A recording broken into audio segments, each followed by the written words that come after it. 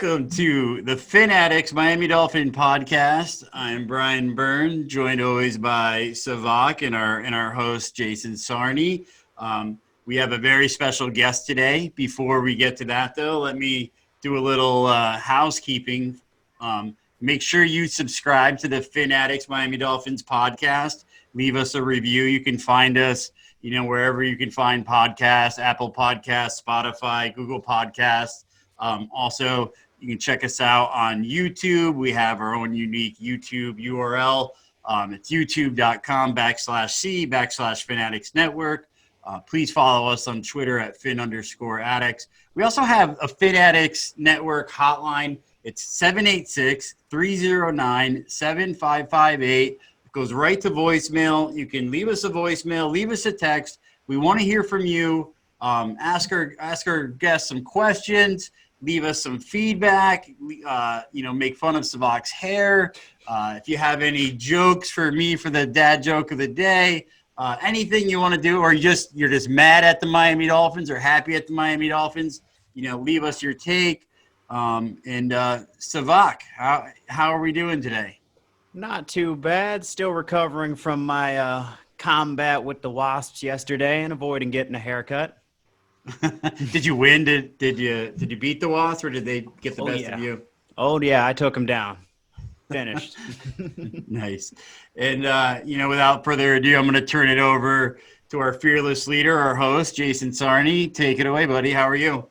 I'm doing great, Brian. Thank you so much. This is a great, exciting night for all of us, and we have a very special guest. We have an award-winning writer from the Sun Sentinel, author of several books, including two 1972 Miami Dolphin books that you would absolutely love. Still Perfect, the untold story of the 1972 Miami Dolphins, and Perfection, the inside story of that 1972 Miami Dolphins perfect season.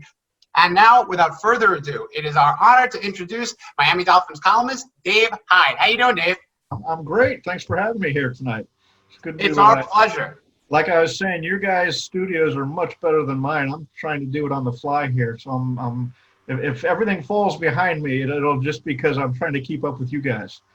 Like a terrific no-huddle offense, you improvised, you threw up the book in the background. So a seasoned pro, as we all know that you are, and many appreciations, of course, from all of us for joining us. So obviously we're full swing, kind of, into training camp these days. And are you getting ready for a full, hopeful season of football?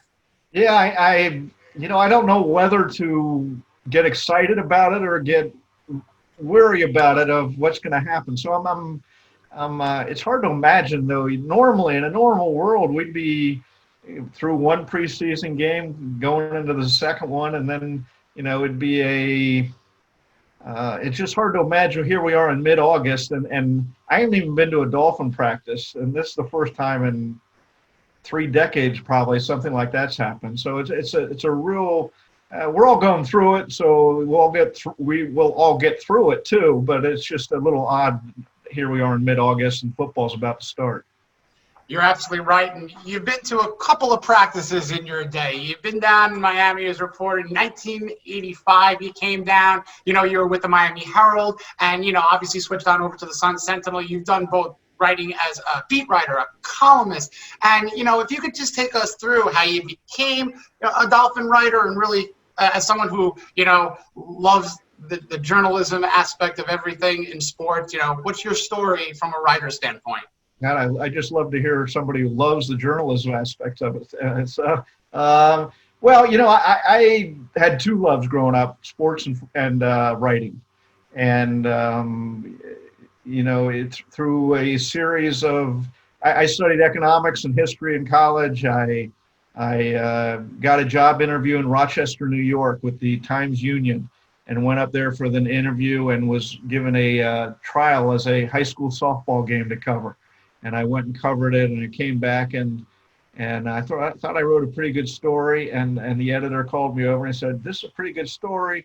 Just one problem: you misspelled the name of the star player throughout the story." So that's why I didn't start in Rochester, New York. I started in Iowa City, Iowa, and it was actually a great job for me. And from Iowa City, covering the University of Iowa football and basketball for a year and a half. I then went to the Herald, and then through, it was a great staff at the Herald. They so many people went on to there were 8 sports editors on the staff, people who went on to become sports editors at other papers. So that's the talent I was working around, and through that went to the Sun Sentinel in 1990 for all the obvious reasons. Always wanted to be a columnist, and now I had the freedom to really cover most national events and all local events and international sometimes. So it's been a great run. But really, if there's any disappointment for me, it's the same as a Dolphin fan, and in a different sense, though.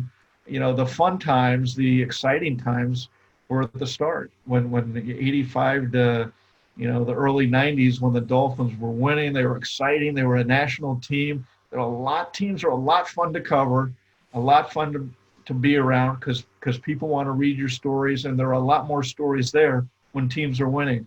The real disappointment the last couple of decades is I'm meeting good people when the elevator's going down on their careers, coaches, players, and that's, so if anybody's understands the value of winning, you're looking at it right here.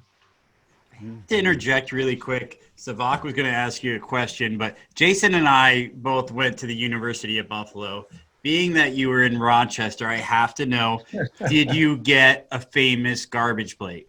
You stole my question. That doesn't stand out to me. In my mind, now we're going back a few years here. In my mind, all I remember is I misspelled the lead player throughout, and through that I didn't get the job. So I did not. Otherwise, you're still a healthy man. I never tried one of those garbage plates. I was going to say, did you go to like a Nick Tahoe's or whatever that place was? But good question, Brian. Great minds think alike. The other time I was in Rochester, why was I in Rochester, though? That's always a good question. The University of Miami played a game Saturday, and the Dolphins were playing Sunday in Buffalo. And I had to drive from Rochester to Buffalo, and it was a whiteout. I mean, I was driving about 5 writers and crammed into a car, and most of them hadn't been in snow before. I grew up in Ohio, so I've been in snow, but that was scary. That's my only other memory of Rochester. There you go. So as you alluded to there, you've seen quite a lot in your time, multiple coaches, hundreds of QBs, multiple scandals, from Ricky retiring to Miami passing on Breeze, Saban leaving to Alabama after you got him to say he was staying, Bullygate, Chris Forrester's snowstorm, and Lawrence Timmons missing the Chargers game to go back to Pittsburgh to be with his old teammates. Of all those, and of course, any that we possibly missed, which one shocked you the most, and what were your thoughts when it happened? Well, when you bring up the list of shocking, anytime you can put in a Las Vegas model cocaine sniffed by an NFL coach in the offices, I mean, I don't think you could top that as far as shock value. It's just been, Bullygate. I really think there were a lot of mistakes made in the investigation of Bullygate and the conclusions made of Bullygate. But that was if the Chris Forrester episode is number one, Bullygate, not from an individual standpoint, but from an organizational standpoint, was shocking. And unfortunately, the shocking things for the Dolphins really in the last couple decades have been embarrassments to the franchise. Mm-hmm. I do have to inquire just a little bit more about the Nick Saban one. So after that transpired, what were the thoughts that went through your head when it came out that he was leaving? Boy, was I wrong. Because let's back up. And when I asked the question, he was hemming and hawing and dancing, and I did have the thought, oh, he must be going, because otherwise, why would he be dancing like this? But I was also thinking, why didn't he just, if he's staying, why is he like beating around the bush? That's why I asked the question. I actually, in some sense, thought I was helping him say what he wanted to say, and he wasn't, because covering Saban actually was a really interesting, fascinating. He talked to any of the writers who were there, and everybody liked to cover Saban. And that's one of the great misnomers or mistakes about him is people think, oh, he hates the media. And maybe he does hate the media, but from a coverage standpoint, he'd give you interesting things to write about. And he'd say interesting things. He had interesting thoughts, a developed philosophy, not just of football, but how he saw life and his role in it. And he was a fascinating guy to cover. So in some bizarre sense, I thought, I'm going to help him out, and why don't you just say it? Which is what the question was. It wasn't like I knew I was pinning him, but I didn't think it'd be pinning him for all these years later. It's still being brought up, and boy, there was after that press conference, there was a lot of tempers being blown about that question from inside. You can't hold him to that. And when I heard that, I thought, wow, he really must be going. I still can't talk about Nick Saban, without getting mad. But I do like a comeback story, and we do have to give a little respect to Chris Forrester. Despite the blizzard, he redeemed himself. He got hired today, I believe, as the offensive line coach of the San Francisco 49ers from assistant. So, kudos to him. Yeah, and he was with I believe Tampa Bay last year in a more of a voluntary role. Look, I got nothing against him.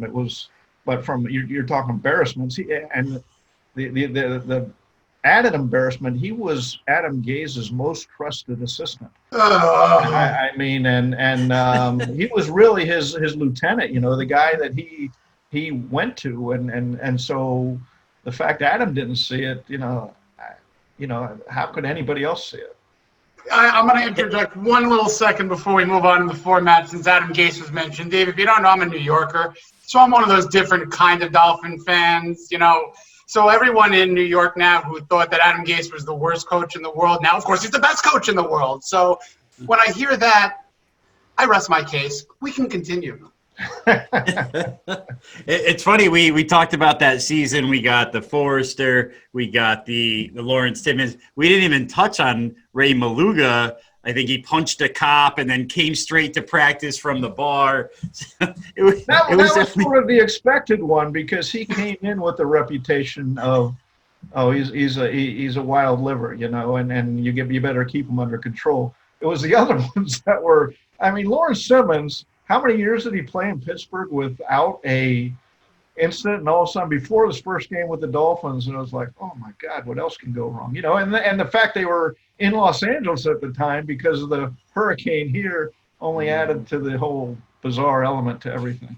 It was just wild. So Dave, I'm also a big fan. You do a show with Omar Kelly, X's and Omar's. I have to ask, in the history of that show, have you and Omar agreed on anything? I'm sure we have, but you're right. It does seem like we can look at the same game and the same situation and have at times diametrically opposed. We can see diametrically opposed things, and that's sort of the fun. Look, I love working with Omar. He's got great passion for the job. But you're right. Now that I think about it.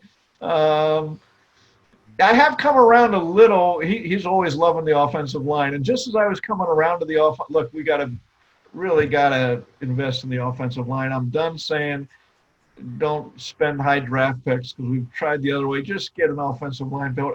Just as I was doing that, Omar was going the other way, where we can find an offensive line. So it's like you're right. We just seem to go in opposite directions of each other. I love Omar. He always has some great takes, but I think Joe Rose completely agrees with you. He says that, Omar, we're watching the same game and we're just seeing the absolute opposite of each other. Yeah. I had the pleasure of meeting Omar at training camp last year, day one of training camp, and to Omar's credit, it was like a week after we had like a nice back and forth on Twitter, which was a definite good debate, but we were definitely on other sides of the spectrum. Took the time to talk with me for a couple of minutes, gave me one of the greatest tips that I've ever had as a writer. And I will always appreciate that from Omar. So great guy. What was the tip? Love watching you guys. Let's do the tip. The tip was basically kind of talk. I mean, I'll say it. I'll pay it forward. He basically said, talk out what you write and listen back. So basically, rehearse it, say it, record it, listen to yourself, and then filter it into your writing. And I literally cut off hundreds of words, and he basically said 800 words, and 1,000's too much. And those were the tips. Here's my tip for writing. Very simple. And it's amazing how many times I haven't followed it. Imagine coming home after you're covering something and somebody says, oh, what happened? And you tell the most interesting thing that happened. A lot of times that won't be the lead of your story. Or sometimes it's not even mentioned because it's just, you don't think it fits or whatever, but go with your gut and use that. So there you go. I appreciate that. That is noted. So, Dave, before we jump into training camp and the current team, the Dolphin family endured an enormous loss with the passing of Don Shula this year. So, whenever we've had a couple former players that played under him and journalists who covered him on the show, we always like to ask for a memory or a story. Do you have one? I got a lot. Well, could you share your favorite? 3 decades. From the first time I sat down, look, he was the easiest guy to cover and the toughest guy to cover. The easiest from the standpoint, I remember walking with him after lunch where he'd sit with the writers and answer questions at lunch. Then you could walk with him across the parking lot at the old St. Thomas University where the Dolphins facilities were.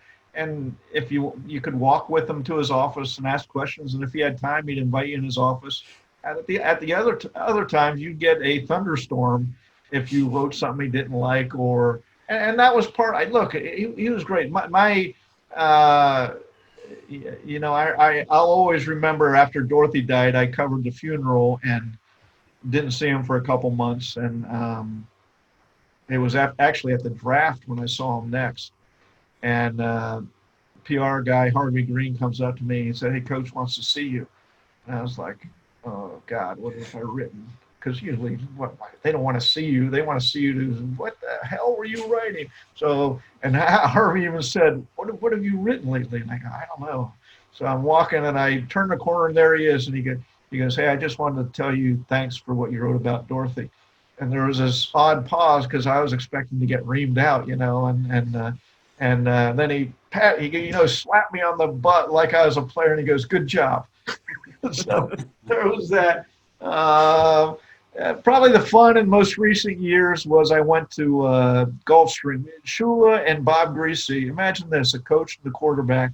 50 years later, they'd meet at Gulfstream and have lunch once a month and bet on horses, $5, $10 bets, and tell old stories and keep up with their children and grandchildren and all afternoon. So I sat there for, it was like 4 hours, and Shula kept repeating the same awful joke. In fact, Greasy would say, Don, you need a new joke book. That was part of it. But then Shula would he must have done this 10 times. He goes, read between the lines.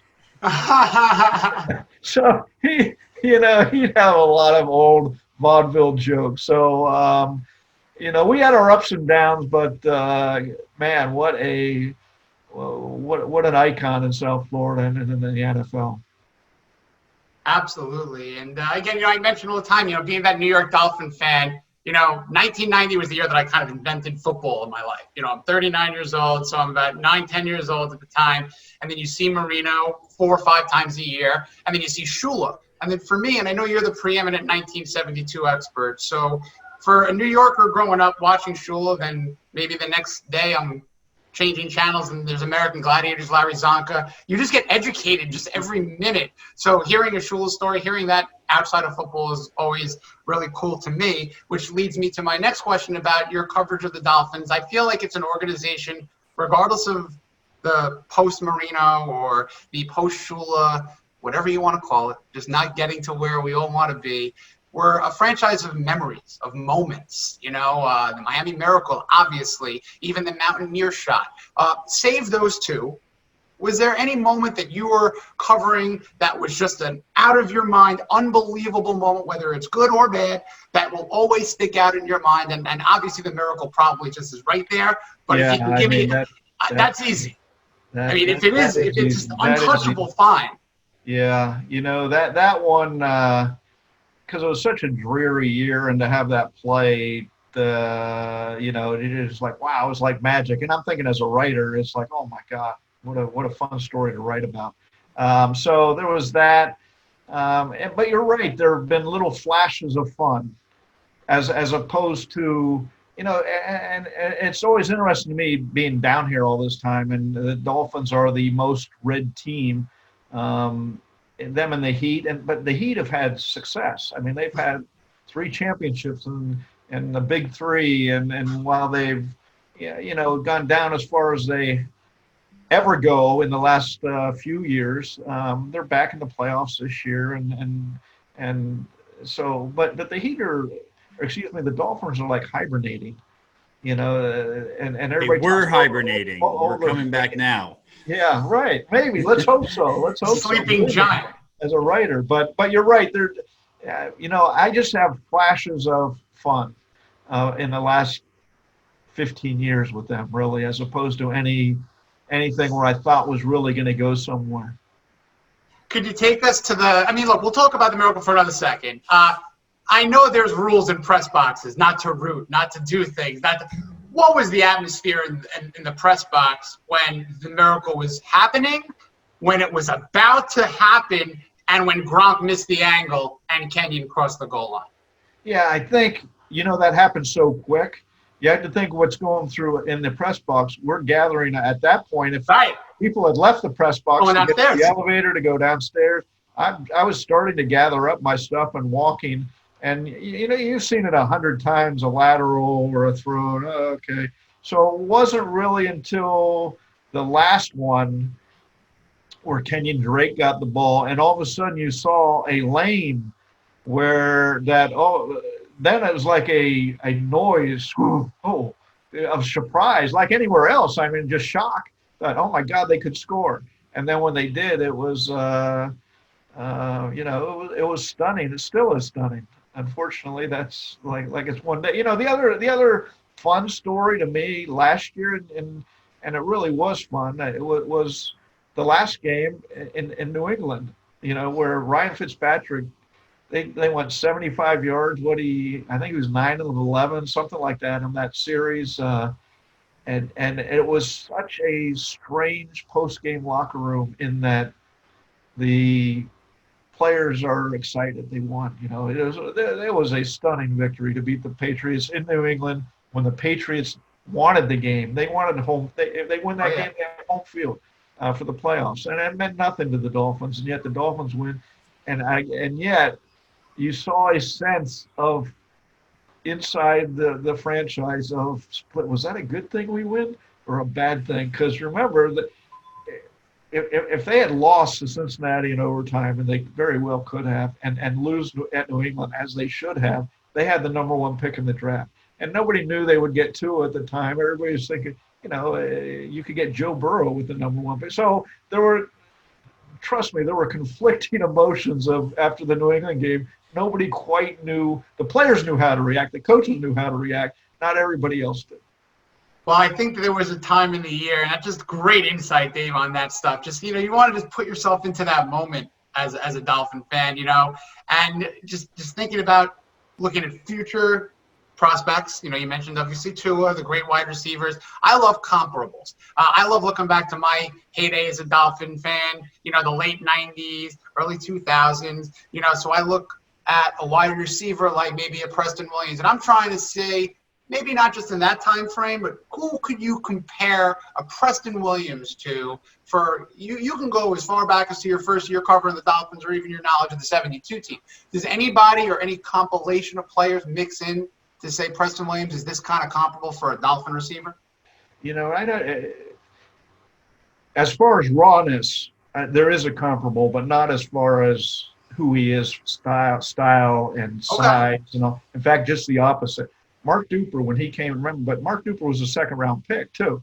He hardly played his first year. He grew up. I think he played six-man football in Louisiana. He was a track guy at Northwest Louisiana or State, I believe, is where he went to college.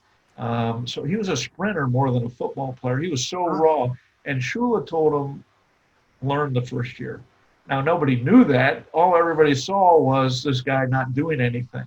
Now, Preston, he did a lot, okay? But as far as rawness, remember his first play? Remember the first play last year? Ryan calls a simple audible because he sees one-on-one, and the rookie in his first game, his mind is just so in awe. He just missed the whole call, blew the play. So there was a rawness there. But you saw him preseason, he could be good. As far as who he could be, and again, Brandon Marshall is so much better.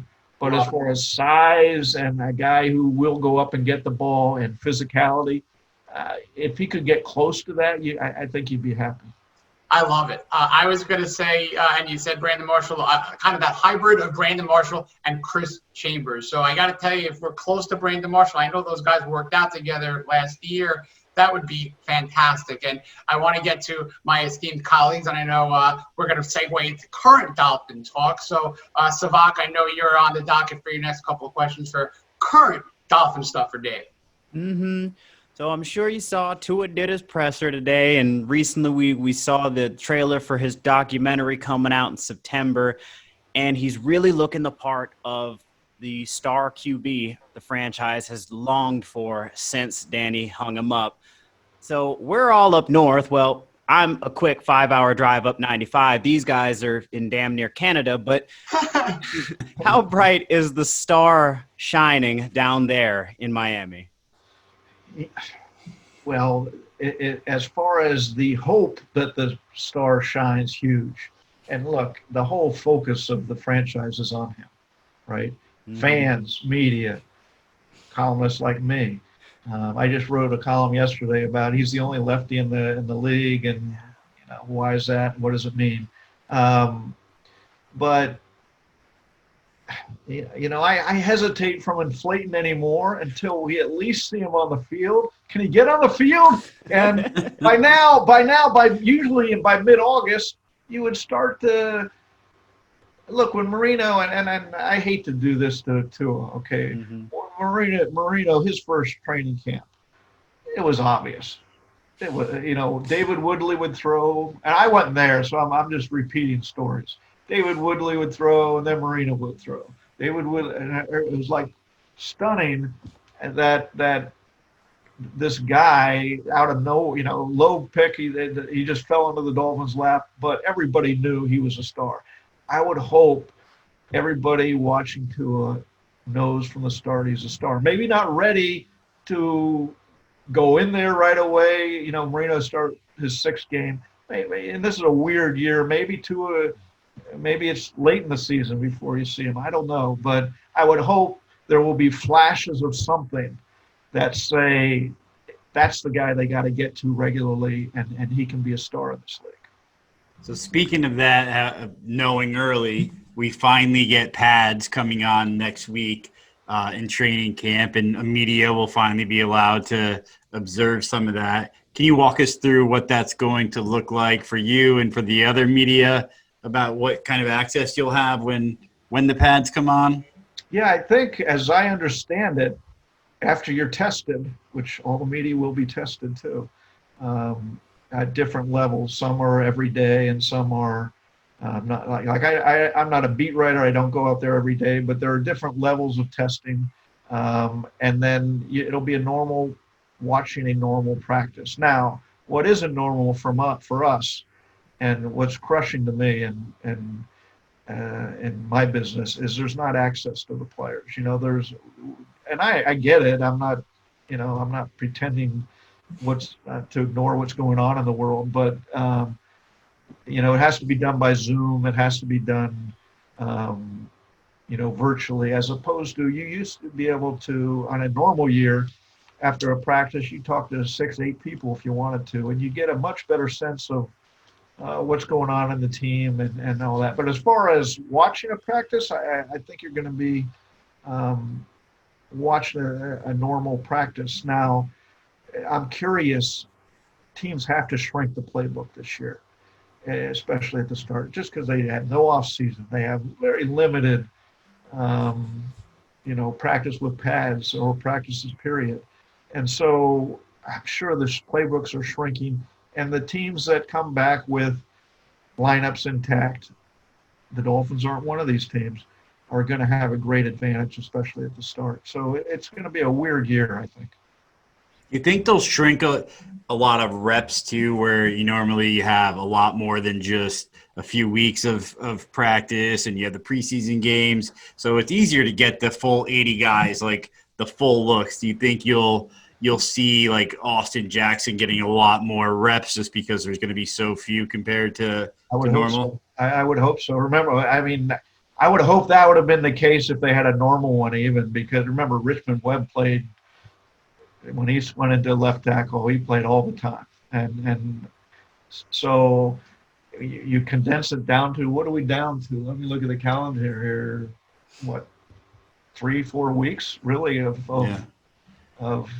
that's even game week almost at this point. So I don't know how they're going to get. They got a ton of rookies. I don't know how they're going to get them.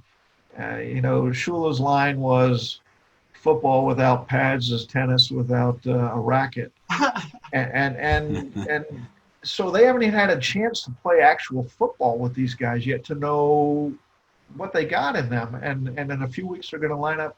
And look, they do it in college, so it shouldn't be, let's not make too much of it. But at the same time, I think we're going to have to withhold even more than usual withhold any conclusions or possibilities of what they got for the first several weeks of the season. Kind of expanding on that and the coaching staff. Last year, Coach Flores managed to win 5 games with a roster that was essentially made up of future janitors, fry cooks, and Foot Locker managers. But despite the losing record, there's just a different feel than we've had with past regimes of, say, Gase and Philbin. In your opinion, what sets this coaching staff apart from them? Again, I'm going to withhold until we get through the second season. The second season has been the trouble spot for all. I remember Gase after his first year, they went to the playoffs. They got Boy Wonder here, and he fell flat in his start from his second to his fourth year. Tony Sperano, his first year, they went to the playoffs. It was a great, and I loved Tony. I thought Tony would have had a chance, really, if he would have found a quarterback. Or Chad Pennington instead, healthy for another year. But so, look, Brian Flores has made a lot of changes. Offensive coordinator change, defensive coordinator change, a lot of coaching changes. Very bold, and he knows what he wants. Now we're going to see if it's right, okay? And so I really think he's an interesting coach, an interesting person. To me, he's the best story in the NFL about where he came from in the Brooklyn Projects and what he's overcome in his life to reach this point without playing in the NFL. I mean usually to get where he would have at age 30 in his late 30s, you at least got to play in the NFL. But it tells you people see him as a special coach. Now, this can be a difficult year for a lot of reasons, but I'm going to withhold conclusions of, boy, this is something special here till we get through this season. Quick follow-up on Flores. I'm sorry, Jason. Quick follow-up on Flores. Do we know if the TNT wall is back in effect on the field?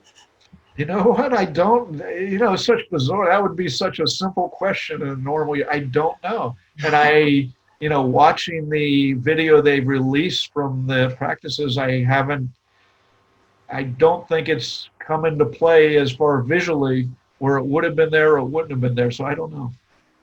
It was a sight to behold last year. I mean, it was literally beautiful. And I think it resonates with, you mentioned Flores and his story. I agree with you. And, again, being from New York, both my parents taught in the borough over in Queens, probably 12 minutes from, they sat in South Ozone Park. So they, I know the story, I know the upbringing, and, it's always great to root for another New Yorker down in South Florida. So now combining the coaching staff, the scouting, analyzing what they need to do with, of course, COVID. You have an Alan Hearns opting out. You have an Albert Wilson opting out. What players do for their families is their business. That's, of course, a topic that I don't think many people understand. These are human beings. They're employees of an organization. If they need to do what's best for their family, that's what they need to do. As a football organization, there's a number 3 receiver battle. There's a slot receiver battle. How do you see that competition heating up?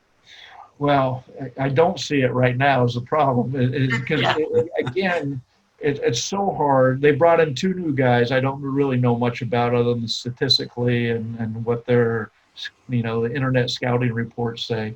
So until, the interesting thing to me last year with Devontae Parker, all through the Gaze regime, and he was right in this, Devontae Parker could not read defenses to run and to make the adjustments they wanted in that offense to run proper patterns to where he was trusted. So they would give him one read, and he'd do that.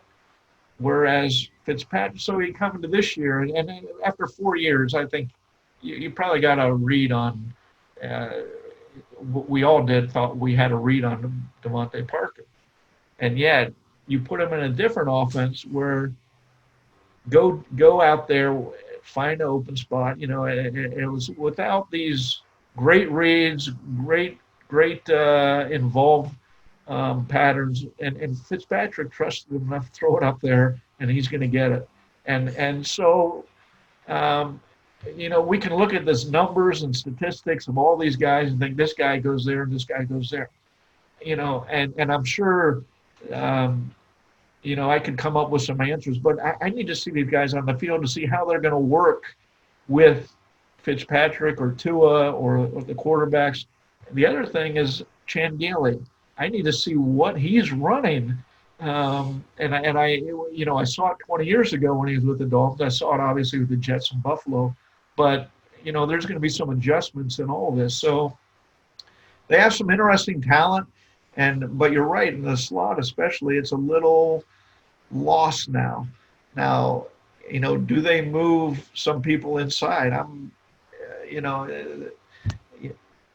curious to see what they're going to do, because the slot receiver is and the tight end are going to be 2 interesting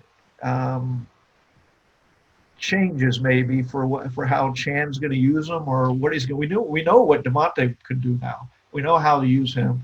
You think Preston will be in the same idea, right? So I'm curious to see how some of these other pieces line up with this offense. Now, last year, of course, both units, the offense and the defense, ranked among the NFL's worst. I know we're still dealing in hypotheticals and not being able to actually see anything. It's hard to give an estimate, but which unit do you think will take the biggest step forward? Well, the defense by far better. I mean, the defense is paid to do that. They went out and they bought a defense. Okay, you bought in Byron Jones, you bought the highest paid defensive back. Kyle Van Noy, you bought a seasoned and a guy who knows this defense. Okay, they troll the waters for defensive ends and hope they're going to get somebody who has a better year here than they did there. And I think that's a smart way to do it. And I like some of those pieces. They still don't have they need Christian Wilkins really to take a step forward this year. And if he's going to do, year 1 to year 2, that's a tough position for a rookie to come in and play. Year 2, you'll have a better feel for what to do. But yeah, the defense should win them some games this year. The offense is really going to be a work in progress. Look at that offensive line. Tell me who's going to start and where. and win big prizes right now because, I saw Robert Hunt was lining up at left tackle with a picture the Dolphins sent out. Now, whether that was just for fun, I assume, just for cross training, I assume, but that raises eyebrows when you have such limited viewing. So they got a lot of work on the offense. The defense really should come in and win some games. All right. So I guess building off of that, what do you think the ceiling is for the defense? Well, the ceiling would be top 10 defense. Now, can it get there? I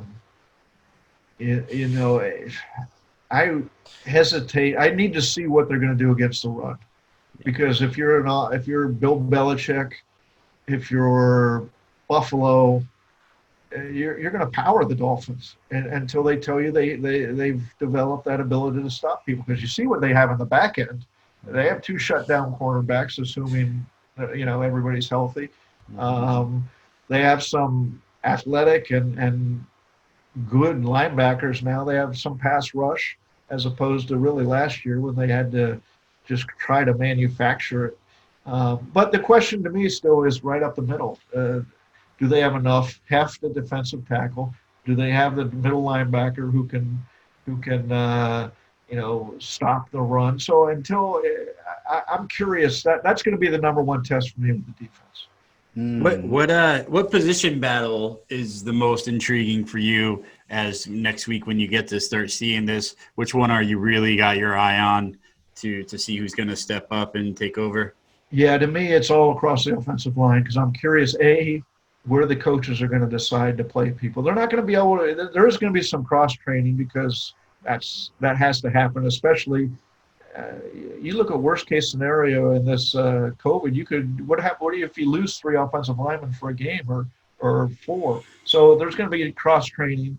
But where they're going to line up, I'm just curious of where everybody – and then who's going to win out. Michael Dieter was a disappointment last year. Okay, now he comes to year 2. They're ready to move on without him. Does he have anything to show? In year 2, I'm curious to see. So up and down the offensive line is really where I'm going to be looking at things. And let's face it, quarterback too, because of Tua. I mean, I expect him to win that job at some point this year. Otherwise, I'm going to. If it's a health reason, that's one thing. But if it's just simply he hasn't shown enough, then I think maybe you have to reevaluate a little of maybe he's not everything they expected when they got him with the 5th pick. So speaking of that leads perfectly into that. At first I kind of thought, maybe a red shirt, maybe we wait 12 games. But really looking back at last year, it made more sense, I think, to play Rosen than it did for Fitzpatrick. But what it came down to was Fitzpatrick gave the Dolphins the better chance to win. And Flores has just proven whoever's going to be who's giving us the best chance to win, he's going out there. So do you see that's how he's going to handle Tua this year once he sees that's the best guy in practice, that's who's going out there? Everything Brian Flores has showed us is he's out to win on Sunday. He's not going to look to next year. He's not going to look too far down the line. He is going to put whoever he thinks can win for him. And, there's great purity in that. If you're a player in that, I was calling for Rosen to start last year because I knew what last year was about. They won 5 games. Big deal. It was a great accomplishment, but big deal. That gets them nowhere. So my thought was play Rosen, and yet I got what Flores is doing. If he plays Rosen and everybody's watched Fitzpatrick play better in practice, what's he telling the rest of the team? So I get it. I think if there is a point where Tua, and there should be, where Tua is better than Fitzpatrick, gives him a better chance to win, then he's going to throw him out there. A quick follow-up, too, on that. We're very familiar with Adam Gase. And just trading Jamal Adams, how does he go – that same mentality, how does he go in that locker room and try to convince these guys we're trying to win when we just got rid of our our best player and our leader, our best player. How Great can he even do question. that? Now, if you're Bill Belichick, you can do that because you have the rings behind you, and you've done it many times. You've got rid of a great player and got, for whatever reason. But Adam had the same issue here. He had no. Now, Jamal Adams wanted a new contract, okay, and this was his way to get it. Okay, I get that from that standpoint, but all the old issues with Gaze popped up again: communication, confrontation with players. Confrontation as an NFL coach is a way of life. You have to talk to the players, and then Jamal Adams, and I'm watching from afar. So I don't know, the day-to-day what was going on, but I have a general idea what happened. And it reminded me of Rashad Jones, where Rashad Jones was taken out as parts of the defense, and yet Adam Gase never talked to him about it. And he left it to the defensive coordinator. Look, if you have a Pro Bowl player, a star, one of the veterans, you better, as a head coach, go talk to him and confront him and make sure everything's okay. And I got the same sense of that with Jamal Adams. Now, maybe it would have played out the same way because, again, Adams wanted the contract and he's going to get it. But Adam wants to be an offensive coordinator but be called the head coach. And he's got this aversion to safeties that I just don't understand. But this is too much on Adam Gase. I gotta leave it. But Gase talk aside, and of course it's always fun to talk Adam Gase. But the last question really for you, Dave, is really to kind of wrap up all the current talk that we've talked about and just say, does this team have a shot this year? Are the playoffs in sight? Or where are we standing here optimism-wise? Wow, I am so scarred. I am so scarred by these last 4 years. And I hear, I saw Omar wrote, about these high expectations. And I was like, Omar, are there high expectations? Everybody, and I didn't really, I'm in my own world of looking at the team, what they've done. I don't have high expectations for this team. Okay, I don't have playoff aspirations for this team. If you look at the defense, I would say, okay, sure. Then I turn around, I look at the offense where I don't know who's going to play on the offensive line, much less they haven't played together. I don't know what they have at some other positions, and I'm still expecting a change of quarterback at some point. In a normal world, I would have no expectations as far as the playoffs with this team. The only thing that would give me some pause is what the Jets have done and the way the Patriots have just been.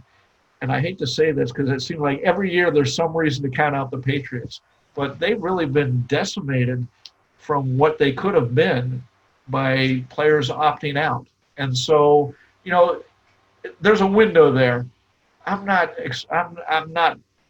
expecting the Dolphins really to grab it, though.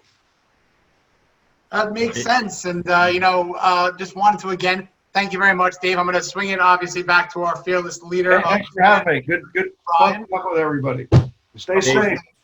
Dave, thank you so much. And don't forget, go follow Dave Hyde Sports on Twitter. Subscribe to the Sun Sentinel. They have a digital subscription. We can read all his columns. They're amazing. And check out the podcast and the video, the show, X's and Omar's. Dave, thanks again. It was an honor to have you join us. All right, Brian. Take care. See you guys. Fins up, guys.